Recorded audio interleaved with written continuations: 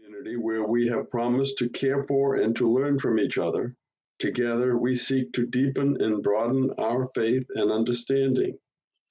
Your joining us today will enrich our covenant and our ever-widening community. My name is Bob Allman. I'm one of the trustees. If you're a guest today, we invite you to simply enjoy being with us. You're welcome to join us after the service for our virtual coffee hour discussion time. At the end of the service, there will be a time for announcements and an opportunity for guests to introduce themselves. Thank you.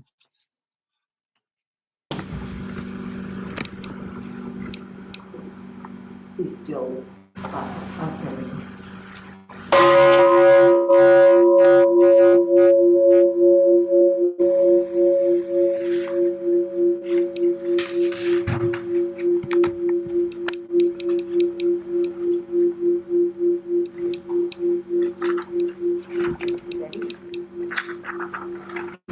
The words for our chalice lighting come from Psalms from the Hebrew Bible. The one who sits in heaven laughs. The one who sits in heaven laughs.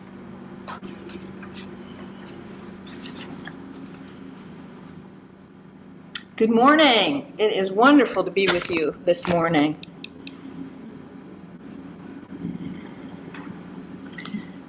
Come into this place of peace and lightness of heart, and let our humor fill your spirit. Come into this place of memory, and let the stories and the cartoons open your mind. Come into this place of prophecy and power, and let our collective vision change your heart. Welcome to our time of worship and laughter, and maybe some tears together. And Julaine in the chorus has prepared a hymn for us.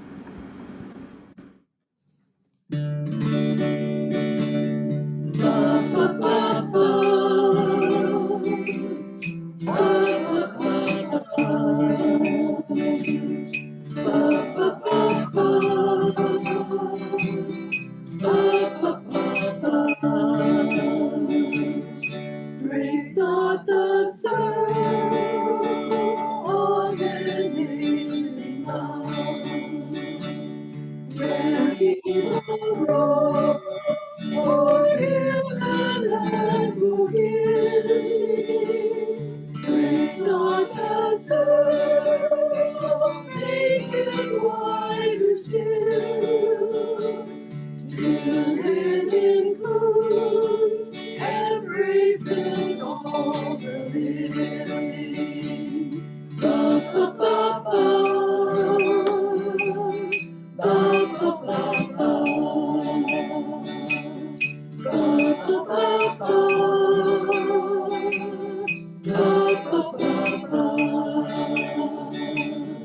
Come wander at this long path comes to light, where words of freedom are pure spoken, and he will keep no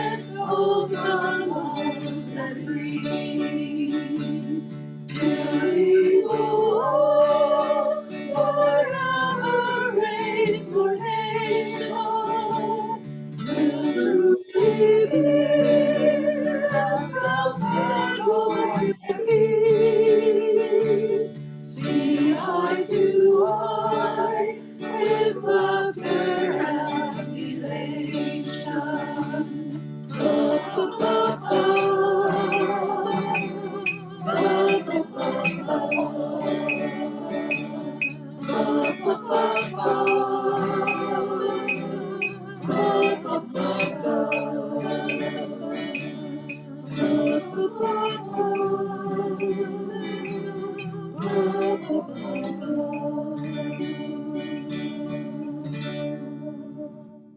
morning.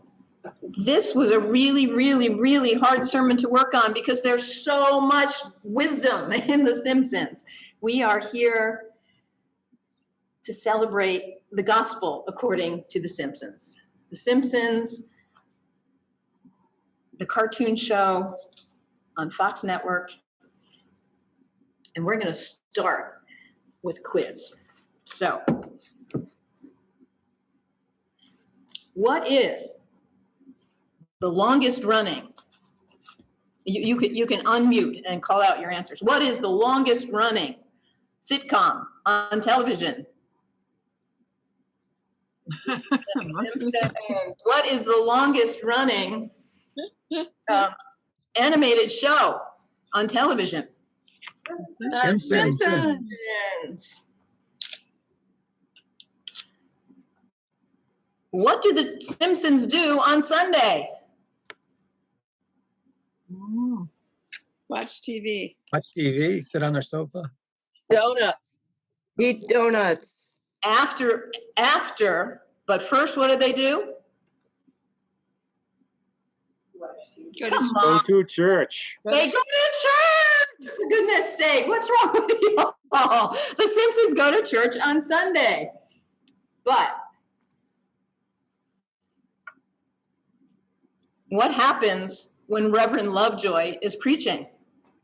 Now, don't you do this to me. Come on. Their mind wanders. I'll give you a hint. Homer goes to sleep. They fall asleep. The people fall asleep because Reverend Lovejoy is so boring.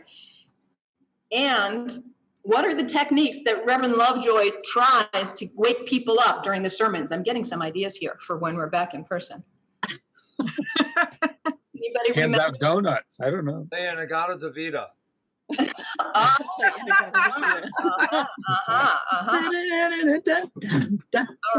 right.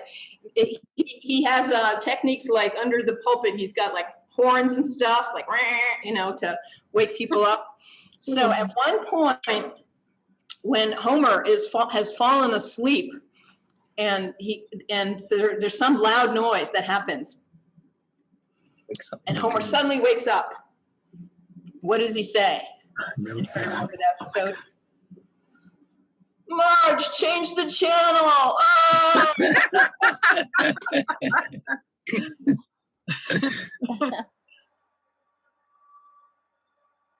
And what does Lisa say? The best thing about Sunday right after service?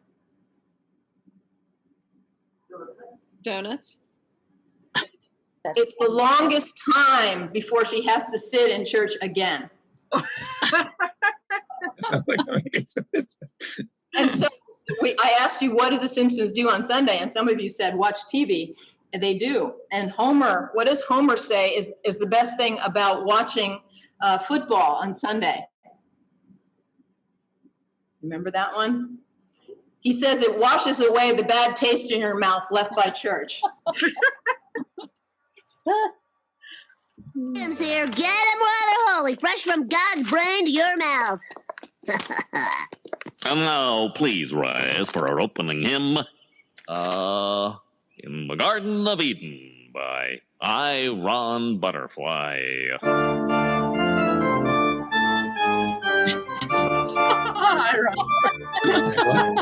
Iron Butterfly. In the Garden of Eden, honey. This is in the Garden of Eden.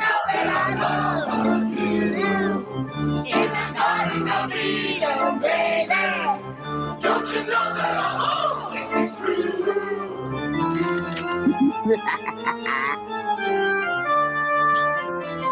Hey, Marge, remember when we used to make out to this hymn?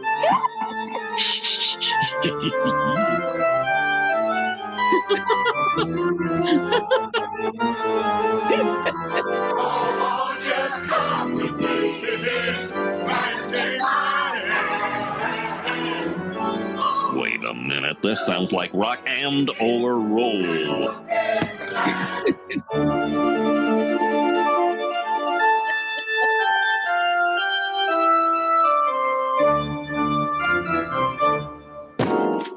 I know one of you is responsible for this, so repeat after me. If I withhold the truth, may I go straight to hell, where I will eat naught but burning hot coals and drink naught but burning hot cola. Where fiery demons will punch me in the back. Where my soul will be chopped into confetti and strewn upon a parade of murderers and single mothers. Where my tongue will be torn out by ravenous birds. Bart did it! That part right there! Millhouse! Millhouse, you did the right thing. Bart, come with me for punishment. You too, Snitchy. Okay, so I'm not sure who won the contest, but you can mute yourselves again. But if you think you won, the prize is a lifetime supply of gazpacho. Why gazpacho? When Lisa became a vegetarian, she serves gazpacho at the barbecue. And can you guess how popular it was?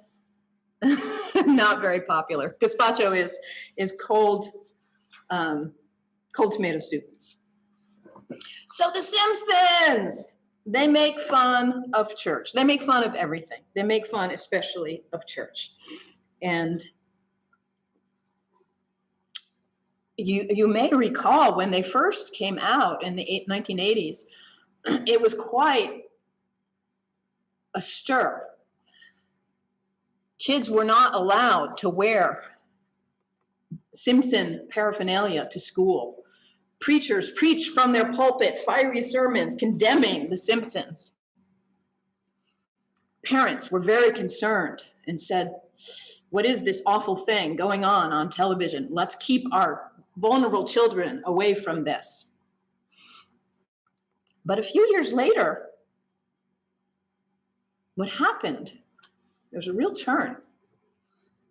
Some of the parents actually sat down with their children. The parents who their kids wanted to watch this trash, the parents sat down with them to watch, and the good Christian parents, their eyes were open, like, wait a minute, what's going on here? This is not what we think it is it? And it went from being a show ostracized by many in the religious community to being a show that was embraced, and a show that some parents actually were encouraging their children to watch because of the messages there, the religious messages there, the spiritual messages there. So more on that as our service evolves.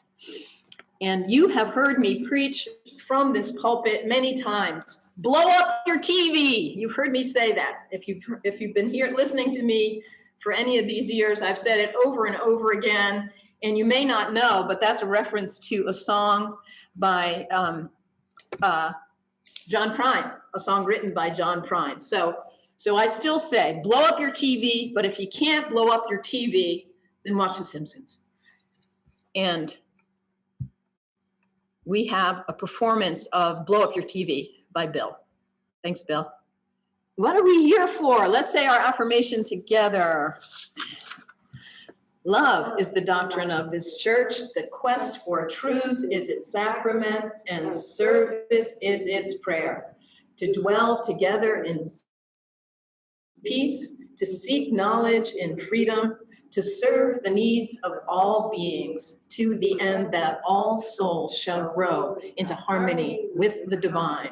Thus do we covenant with each other and with the source of our being. Like I said, this was the hardest sermon because there's so much. I love The Simpsons. I don't watch TV, and I haven't seen The Simpsons actually in years, except for when my husband brings a video home from the library. There's somehow this idea that humor and spirituality, or humor and religion, are separate camps. And that's pretty unfortunate, because really, we need humor. In back to the Bible, this is from Proverbs. A merry heart doth good like medicine, but a broken spirit drieth the bone. A merry heart does good like medicine. but a broken spirit drieth the bone. And it's kind of interesting to look at the origin of the word humor. It comes from the same source as humid. Isn't that interesting? And that quote from Proverbs right there, lightness, humor, it humidifies us, it revivifies us. It's the water of life.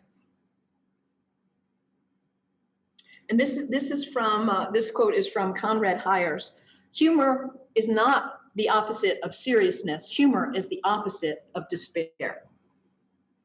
Humor is not the opposite of seriousness, it's the opposite of despair. So a year ago, as we were just stepping into this year of the unknown, we did a service on humor. And the worship committee, as we talked, we felt like humor was one of the tools that we needed to get through this interesting year. And so I hope that you have laughed a lot this year. And if you haven't, now's a chance. And I hope that you have used what you can do to heal yourself, to help yourself with humor. Norman Cousins, wrote a book some decades ago. He was diagnosed with cancer and given very, very short time to live. And he decided he would heal himself by watching funny things. And that's what he did. He just sat and he made himself laugh and laugh and laugh and watched. And lo and behold, he healed himself. He did. He lived for decades after that. And there's a book on it, the time of which I can't remember at the moment, but Norman Cousins. Humor heals us. Seriousness keeps us heavy and locked up. Humor lightens us up. I mean, what actually happens physically when you laugh, your diaphragm moves. Your whole body shakes and moves. And especially if you get into a laughing fit, and especially if you get into a laughing fit with other people, you're in a communal release. And it's a wonderful, wonderful thing. So rather than religion and humor being opposites, they need to be together. Yeah, laughter is the best medicine. And that's the name of the book, isn't it, Soph? Yeah. So they're not antithetical, whatever that word is. I remember reading Sam Keen. You may remember him. He's a psychologist. He wrote for Psychology Today for decades and kind of a well-known spiritual thinker. And he delineated some of the red flags, as people are looking for a religion and looking for a spiritual home, and especially back in the 70s and 80s, and even now, a lot of new age things coming up. And how do you discern if something is kind of dangerous or maybe a fruitful path? And one of the things that Sam Keen said is, does the group have a sense of humor? Can the group laugh at themselves? Isn't that a great question? He says, if you're interested in a group who are so serious they cannot laugh at themselves, you might want to pause. And we all need to lighten up, don't we? The seriousness, the heaviness, it's a burden. If religion is so serious that it's weighting you down, no wonder some of our churches are empty. Who wants that? And the Greek word selig, it means blessing. And it's the source of the word silly. So to be silly is to be blessed. Who knew? And that great theologian, Reinhold Niebuhr, he says this: humor is in fact a prelude to faith, and laughter is the beginning of prayer. So if you saw the announcement about this service and were thinking, what? Humor and spirituality? And I actually love, I'm going to share with you one more quote here, this by Reinhold Niebuhr. He was a great theologian, German or Austrian, and he says this. He was serving in the rise of the Nazis, and he was one of the people who escaped, actually, because he had the courage to speak out against Reinhold Niebuhr. The intimate connection, the intimate relation between humor and faith is derived from the fact that both deal with the incongruities of existence.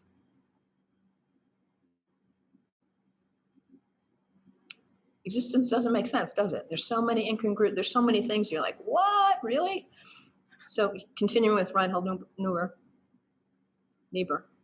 Laughter is our reaction to immediate incongruities and those which do not affect us essentially. Faith is the only possible response to the ultimate incongruities of existence, which threaten the very meaning of life.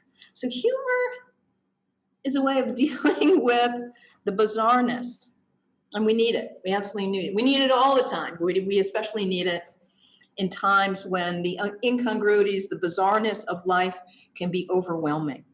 Because what happens when we laugh, we see things from a broader perspective. We can get caught into a small, narrow way of seeing things. And when someone makes a joke, it makes you see something from a different angle. It's like, whoa, when I look at it that way, it's pretty funny. If I look at it this way, oh my goodness, that's very serious. But humor brings you out like, wow, look at that thing. Isn't that bizarre? And so there's something that is so enlivening and lighthearted about being able to laugh. And The Simpsons. The Simpsons. Thank God for The Simpsons. I asked you in the quiz, what do The Simpsons do on Sunday? They go to church. What do The Simpsons do when they have a problem, which they have every episode, at least one, if not 10, if not 20? What do they do? Over and over and over. You can unmute yourself. What's the answer to this? What do The Simpsons do? Or in the chat box, if you're just shy to unmute. Pray. Pray, pray, pray, pray. Exactly. That's what they do. Time after time. All of them, all the characters, they pray.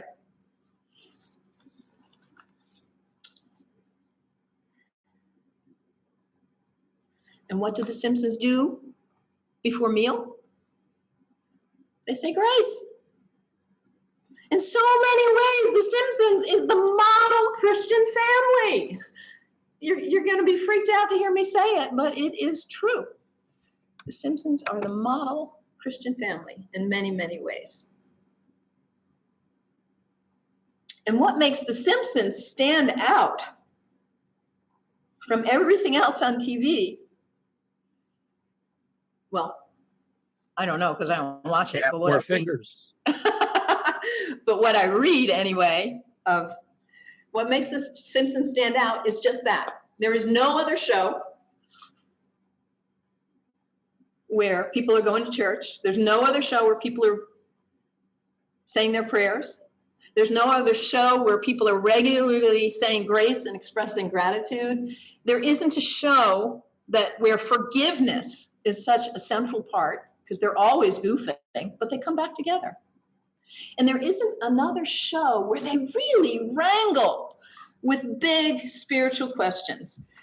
As I started to get into the research for this sermon, oh my God, it was too much.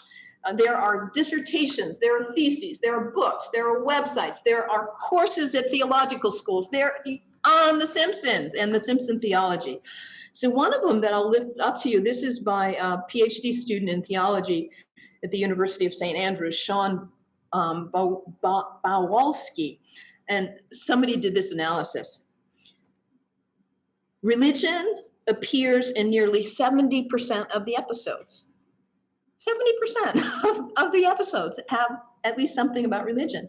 And for 11%, some religious issue, spiritual issue is a central concern. And the characters wrangle with really important issues. I just just one example, I don't know if you saw this one, Homer the heretic. Homer decides he's not going to go to church anymore, and he sits at home, and Marge is all distressed. Homer's the dad, Marge is his wife, and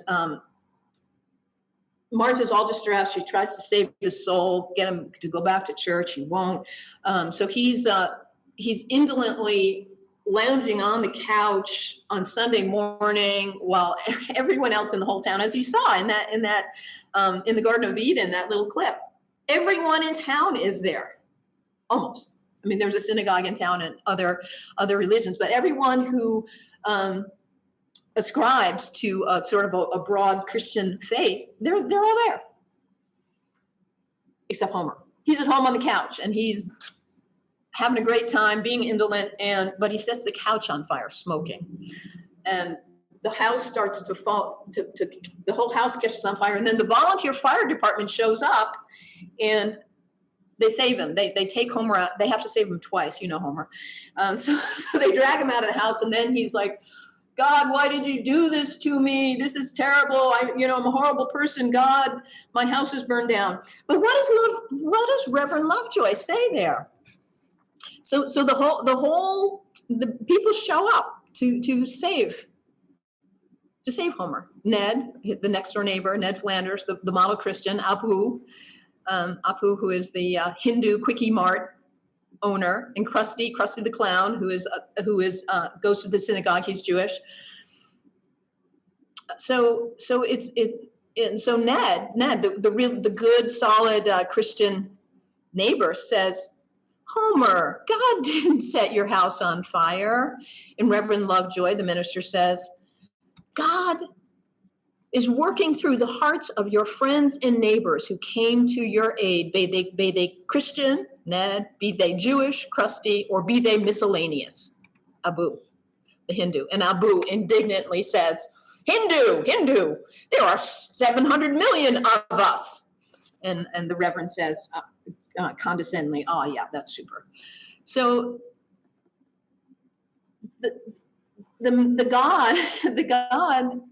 God's a central figure in the Simpsons' lives, in the lives of all the characters of the show.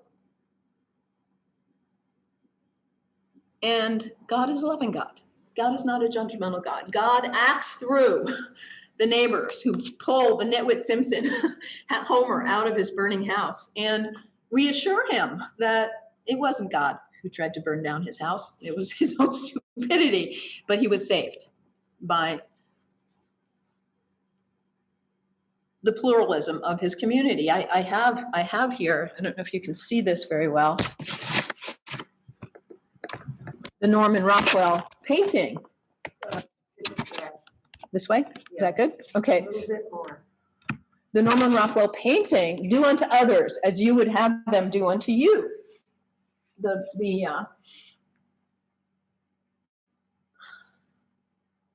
religious pluralism. And we see that in The Simpsons. And we see this teaching. And we see people wrangling with it. Oops, it's too high. There we go. Thank you. Thank you, Sharon. So in The Simpsons, there's an affirmation of our diversity. And lots of good-natured, mostly, poking fun at each other. And there is always the wrangling with big spiritual questions. And in the end,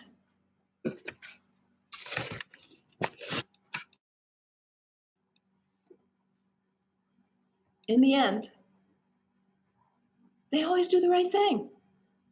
There are multiple episodes where Homer and Marge are seduced into possibly adulterous relationships, and they've made a commitment to be monogamous with each other, and they uphold it. And there are so many episodes where they struggle, but they come out right. They come out doing the right thing.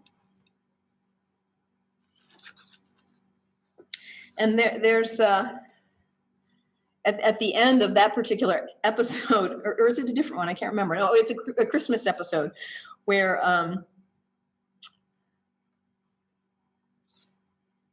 Reverend Lovejoy is praying on public property at a public event, and the mayor says, no praying. This, we got to separate church and state. No praying.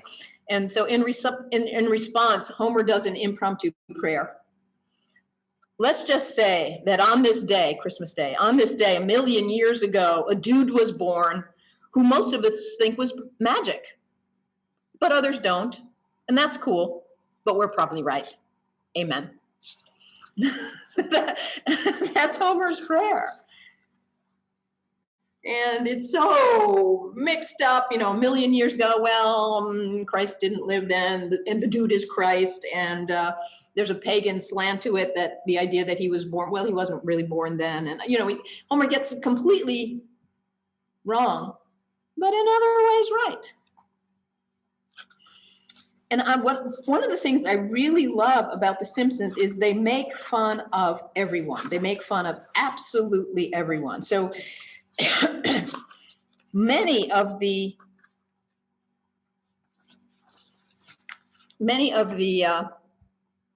episodes, like I said, 70%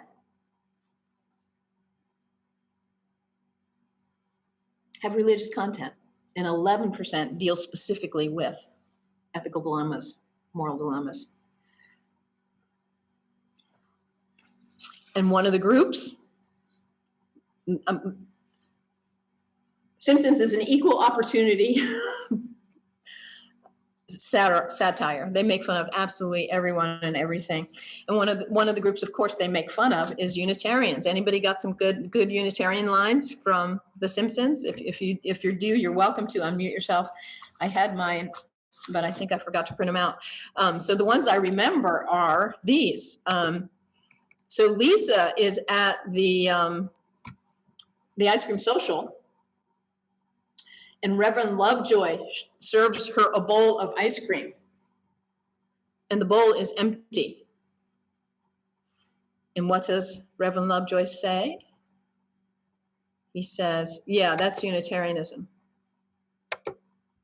And I just love that, because in our effort to embrace so much, we can look like a void. In another episode, there's a commotion in the back of the church, and Helen, Reverend Lovejoy's wife, says, everyone stand up and look, what's going on in the back? And Grandpa Simpson says, what is it, a Unitarian? And anybody else have a good Unitarian joke? I know there are more, and like I said, I forgot to print out my. One of them is, so Bart is in the basement with Ned Flanders is the next door neighbor, who is he a saint? He's so good. He's the epitome. When you ring his doorbell, I think it's the Alleluia chorus or something like, it's everything about his entire life. He's got in his basement by his bar, he's got many different versions of the Bible. Everything about Ned's life is all about being a good Christian.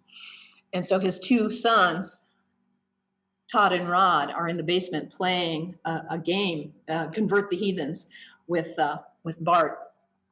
And so Bart tries to hit and convert one of the heathens, but he misses. And when you miss, you become a Unitarian. So that was another of the Unitarian jokes. So they make fun. Does anybody else have another one? I can't see everyone, so unmute yourself and shout out if you've got a Unitarian joke.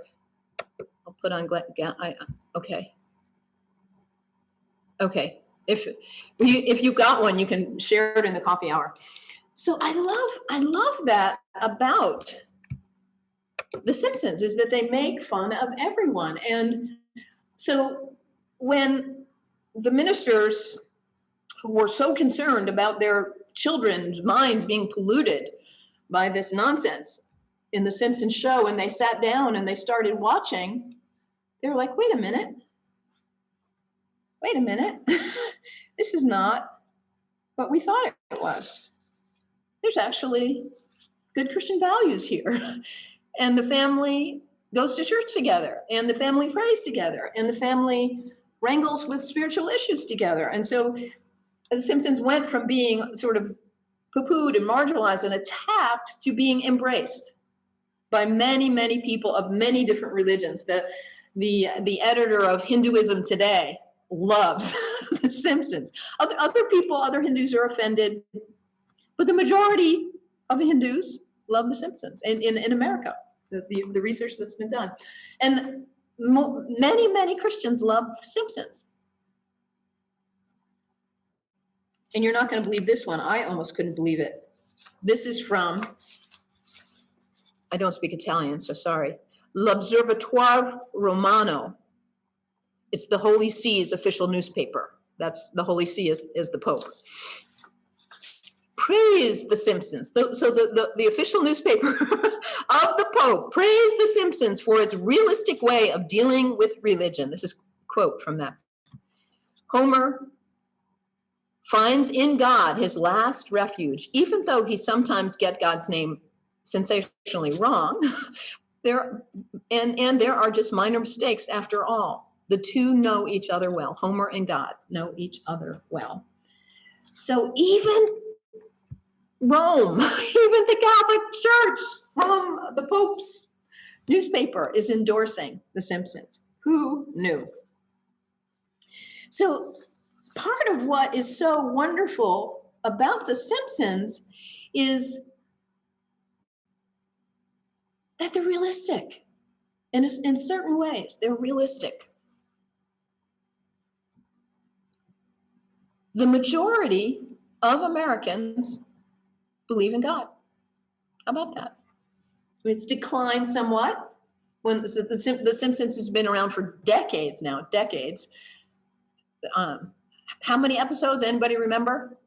How many episodes? More than 700 episodes. If you haven't seen them all, I hope you haven't. No wonder, because it's more than 700 episodes, and they just got renewed for 2 more seasons, so 34 seasons or something like that now. So many episodes. Yes. Most Americans are religious. So when the Simpsons started, a lot more people, decades ago, a lot more people were affiliated with churches. About, depending on the surveys, some of them were Gallup polls and stuff like that. About 80%, 90% of Americans, the 2 questions, one, believe in God, and one, a church affiliation. And the majority of Americans are yes on both. They believe in God and have some kind of religious affiliation. Isn't that interesting? If you watch mainstream, if you watch mainstream TV, which I don't, but what I read is that you won't find this. You won't. The reality of people's lives is people have some sense of the divine, and the majority of people are connected in some way. I think right now when it used to be a few decades back, about 80 or 90% had some kind of church affiliation. Now it's way lower, more like 60, 70. But still, that's the majority. And still the majority of people, 80 to 90% of people believe in some kind of deity. And The Simpsons is the only show that reflects that reality of people's lives. Isn't that interesting? And they don't, the only mainstream, the only really popular show. I mean, there are other shows, what's it called? Kissed by Angel or something like that, which I've never seen, which is a specifically evangelical Christian show, which people who are in harmony with evangelical Christian beliefs watch that show and love it and enjoy it. But the majority of people don't go there. So The Simpsons is the only really major popular show that reflects the reality of people's lives of, yeah, we do believe in this mysterious whatever it is. Some people have a more concrete idea of the mystery, God, source, Allah, Buddha, the Great Mother, whatever you want to call it. That's the reality of most of our lives. And most of us have a religious affiliation, whether it's our synagogue, our mosque, our church, our coven.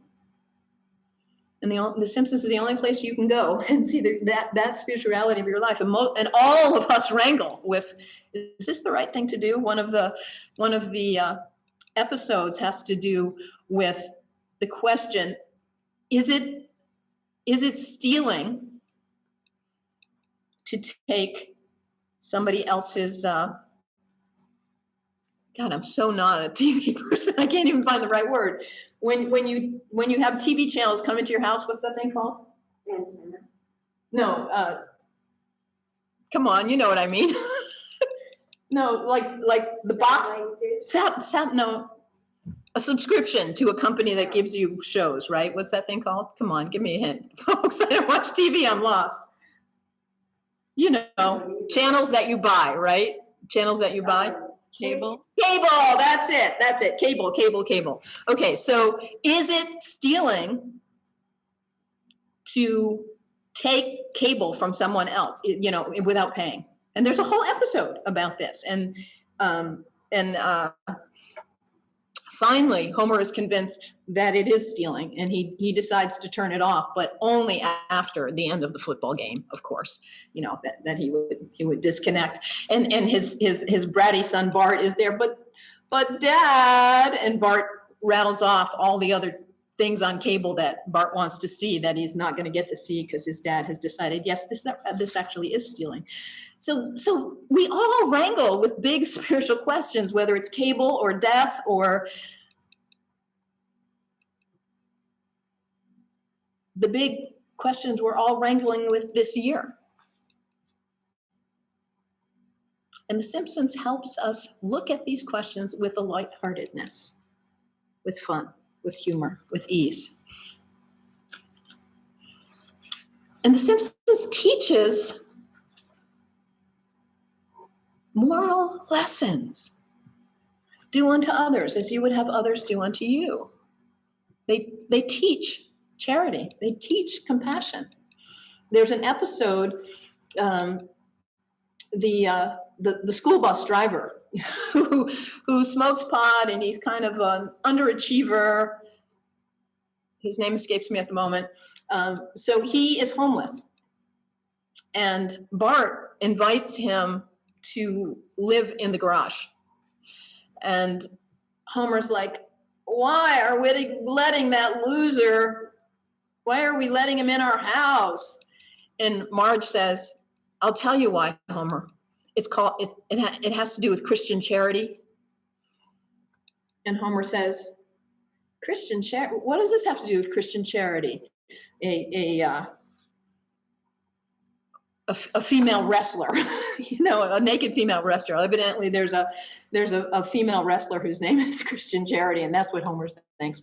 But so Marge is saying, of course, this is what we do. When someone needs help, we help them.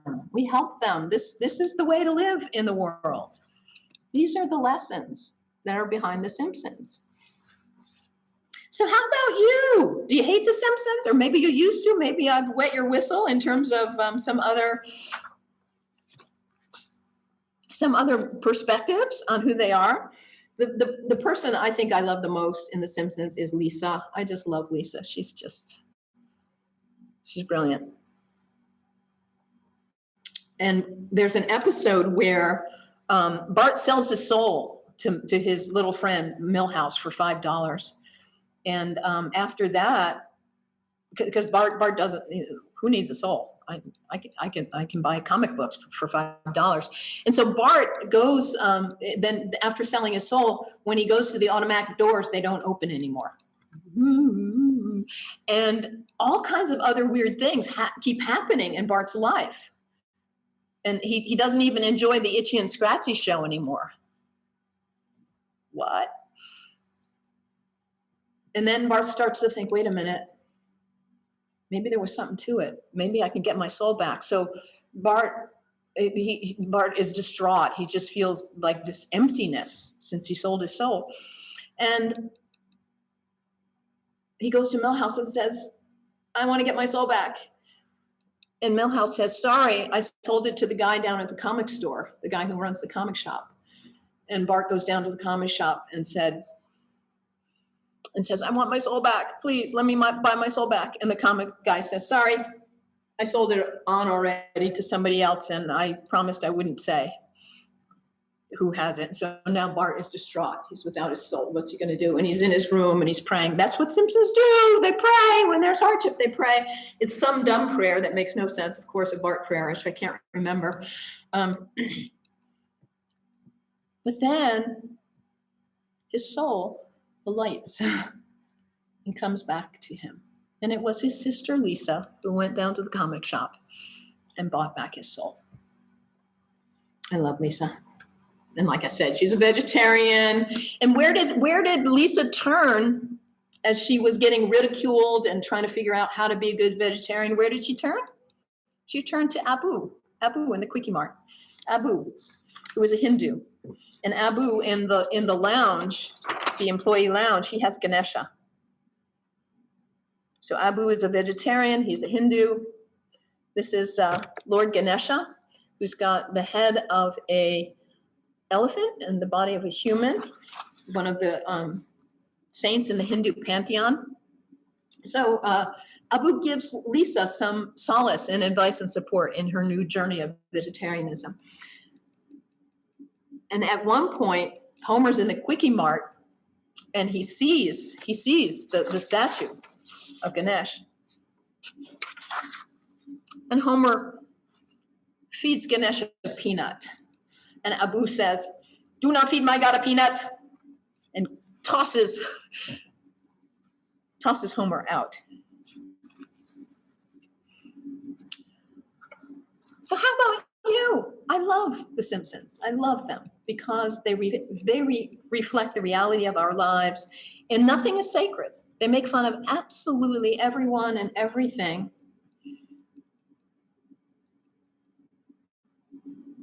And they wrangle with the big questions.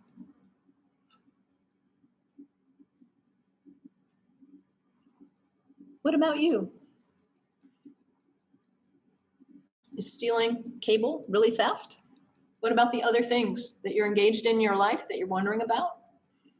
There's probably a Simpsons episode you could watch as a sacred text and take some notes and get some insights about what you're struggling with. What about your soul? Do you recognize your soul? You're not your body. You're more than that. Most of us believe in a source, a spirit, Allah, the Buddha, Christ, Great Mother, Gaia, whatever you want to call it. What's your connection to this source? And what about prayer? The Simpsons are constantly praying.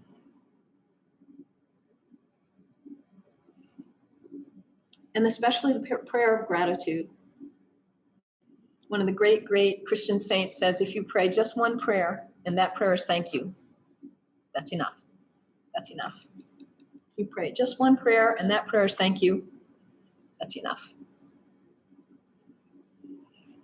What's the role of prayer in your life? And this source, this mystery, for this God, whatever you want to call it, for Abu, Ganesha is an image of it. In The Simpsons, God is there. God speaks.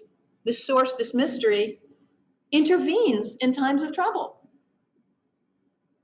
At one point, I forget which episode it is, God lifts up the edge of the house and looks down on Homer, and all you see is God's flowing beard and God's robe and probably some Birkenstock sandals. You don't actually see God's face. And that's actually resonant with Islam, because in Islam, you don't make images of God, and you don't, Muhammad, the servant of God, peace be upon him, you don't make images of him. You never see in Hindu, in Muslim art, you never see an image of God, of Muhammad. So God is there, just from the shoulders down, from the waist down, and God is talking to Homer, and God is engaging, and so God's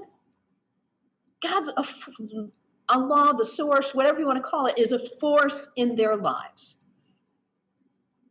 not a theory, not an abstract, but a presence that they wonder about and make fun of and get it all wrong and try again. But it's there, the consistency in their lives. So, and Reverend Lovejoy, poor guy, he tries hard, sort of, but not really. He's kind of burnt out. Their spiritual leader. But when it comes down to it, he's there. So as I was doing research for this sermon and reading some of the sermon titles of Reverend Lovejoy, I'll share some of those with you. So that gave me some inspiration for some things I might preach on in the future. And these are also signs that were on their outdoor pulpit, the sign outside the church where they put up a sign every week. So here's some of them. We'll see. If you want me to preach on any of these, let me know. There's some good topics here. No shoes, no shorts, no salvation. God welcomes his victims. Next Sunday, the miracle of shame. And Christ died, as in DYED, Christ died eggs for your sins. Welcome pissed off Catholics. We welcome other faiths. And then in parentheses, just kidding. We welcome other faiths. Just kidding. Rapture threat level today, orange. Today, bobblehead Moses giveaway. And then this one where all of the E's are the number 3. Quit stealing our letters. Probably Bart had a hand in that one. Christmas service, Jesus, 2005 years young. Today's sermon topic, Jesus hates you. Thou shalt turn off thy cell phone. Well, I've already preached on that one. So thou shalt turn off thy cell phone. And one of the signs outside the pulpit was, get your ass in here, Tim. An episode where Tim was in trouble. And one final notice that was on the outdoor sign. Tomorrow, Bart's funeral. When Bart was particularly in hot water with the Reverend.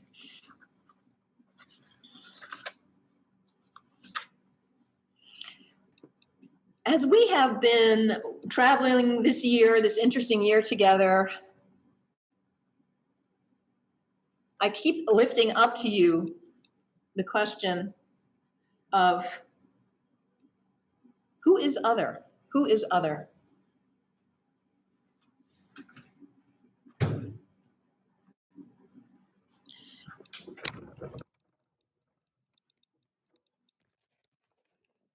That saying by a universalist. He drew a circle that shut me out. Heretic, rebel, a thing to flout. But love and I had the wit to win. We drew a circle that took him in. So there's us and there's the other. And that great universalist is saying, can you draw a circle that takes the other in? Can you outdo the person who is shutting you out or shutting us out and take them in? And can we change the other into sisters and brothers? I think The Simpsons does this. And what better way than humor? You're never going to convince anybody of anything by argument. You're just going to create more factions. But when we laugh, we connect. When we laugh, some of that barrier between us and them goes down. And we realize we're just all silly humans doing dumb stuff every day. and this camp of us and them, it can dissolve. Humor can really help us heal from that. So how about you? Who is other to you? Is it evangelical Christians? That was certainly a big issue for some people in the recent election. Most of the people on The Simpsons are evangelical Christians, and they're great. They're humorous. They're wonderful. They're caring. They're serving. They're loving. They're nuts. They goof, and they come out good. So if the evangelical Christians are the other for you, watch The Simpsons and let yourself heal from the othering of that. And The Simpsons tell us over and over again that we need to get along with each other. Religious pluralism, societal pluralism.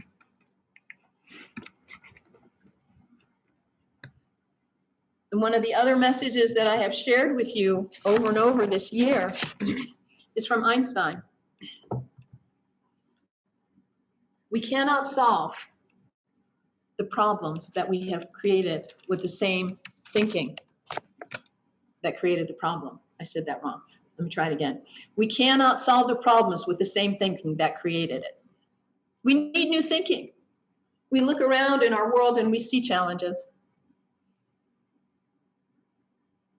And we're not going to fix those challenges with the same problematic us-them thinking that created those problems. We need new thinking.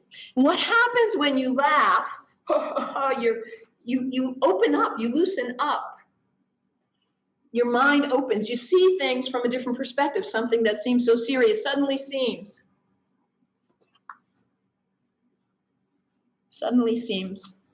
funny because you see it with new eyes. So humor is part of the solution for what's wrong. Keep laughing. See things with fresh eyes. And when we see things from fresh eyes, we can get new ideas of how to fix it, how to heal it, how to heal ourselves. What are great new ways of being. So we always need humor, but we especially need it now. And I want to go back to the song, Blow Up Your TV, that John Prine song. Thank you so much, Bill, for sharing that with us. One of the closing lines, try to find Jesus on your own. Find your own way. Do it yourself. Don't follow what other people are telling you because chances are they're wrong. Only you know. It's between you and the source. It's your conscience. And the creator, I haven't even mentioned him yet. Matt Groening is the creator of The Simpsons. One of Matt Groening has created The Simpsons. He also has another cartoon series. It's called Life in Hell. Life in Hell was one of Reverend Lovejoy's sermons too. Maybe I'll preach that one at some point. Life in Hell. So this is a quote from Matt Groening in an interview with Mother Jones. He says, "I've tried to use the guise of light-hearted entertainment to wake people up to some of the ways that we're being manipulated and exploited by modern American culture. The Simpsons' message in particular is that your moral authorities don't always have your best interest in mind. Teachers, principals, clergy, politicians, for the sermon, they're all goofballs. And I think that's a great message for children," says Matt Groening. Question. Find Jesus on your own. Question all the authorities who are trying to manipulate you for their own benefit, whoever they are, whatever their agendas are.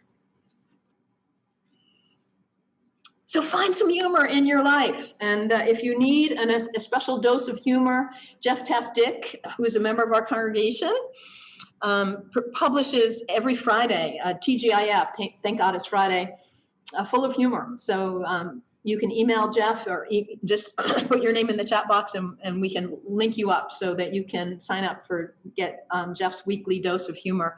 Watch The Simpsons, watch whatever you need to watch. Connect up, tell jokes, laugh. And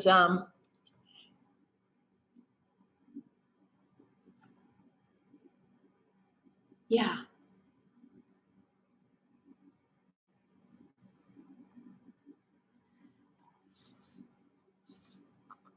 Back to that quote From Proverbs, a merry heart doth good like a medicine, but a broken spirit dryeth the bones. Humor, it's humidifying, it's revivifying.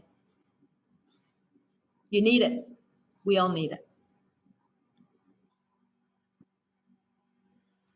Gracious God, source, spirit, known by many names, thank you so much for the gift of this beautiful spring day, and thank you for the gift of humor.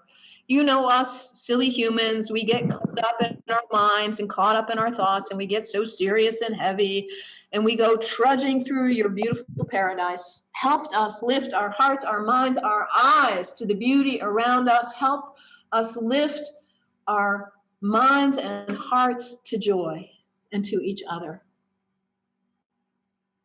Be with us. Thank you so much, Great Spirit, for the gift of humor that can reach us when nothing else can. And thank you for the gift of the Simpsons, who give us a way to make fun of ourselves and everyone in a loving way, to shake it all up. And thank you for the gift of new ways of thinking, new ways of being. We're going through a really interesting time down here on planet Earth, as you know, Great Spirit. We need some help. We need some good thinking. We need some creativity. We kind of made a mess of your beautiful planet, your plants and your animals and our own lives. We need some help. Send your love and your light. And we know, as Homer was rescued from the fire by his friends, we know so often, Great Spirit, your love comes through, right directly through each other. The people on this call, the people in our households, in our neighborhoods, in our families, in our workplaces, that's you, reaching out to us with love, with kindness, with humor. And send your healing. Great Spirit, you are the source of healing. Humor, a source of healing. And send especially your healing to all of those on this call who are struggling with loneliness, who are struggling with confusion, who are struggling with physical bodies, and Marie, especially in her finding her way through cancer, and be with Connor as he deals with his first vaccine, and all of us on this call who need a little hand, maybe even a kick in the pants, who need an uplifting. Send us a sign, God. Send us a joke today that we may remember our connection to you. And even if we don't believe in you, what the heck? Give us all a break, God. As Homer said, give the bald guy a break. Give us all a break. Open our hearts and minds to your beauty, your love, your light, and your hope. May it be so. Blessed be. And thank you for the donuts, God. Thank you especially for the donuts. And now we're going to ring our bell and blow out our chalice.